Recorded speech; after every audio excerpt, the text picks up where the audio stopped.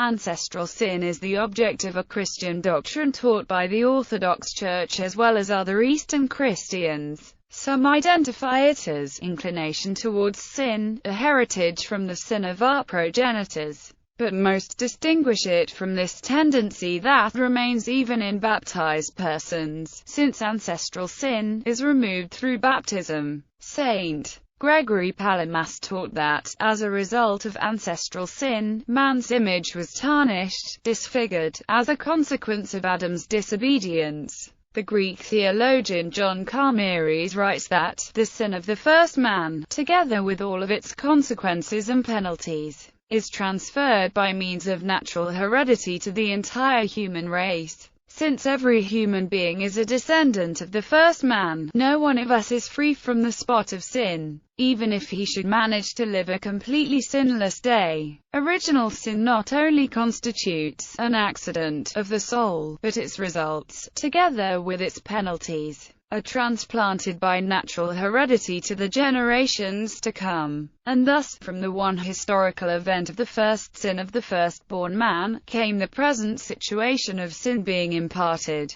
together with all of the consequences thereof, to all natural descendants of Adam. The doctrine of ancestral sin focuses on human death as an inheritance from Adam. The notion of inheritance of the guilt of Adam is excluded. Roman Catholicism. The Catechism of the Catholic Church, the Greek translation of which uses pi rho omicron pi alpha tau omicron rho iota kappa eta alpha mu alpha rho tau iota alpha, where the Latin text has peccatum originale, states, original sin is called sin only in an analogical sense. It is a sin, contracted, and not committed, a state and not an act. Although it is proper to each individual, original sin does not have the character of a personal fault in any of Adam's descendants. And Eastern Orthodox teaching likewise says, it can be said that while we have not inherited the guilt of Adam's personal sin, because his sin is also of a generic nature, and because the entire human race is possessed of an essential, ontological unity, we participate in it by virtue of our participation in the human race.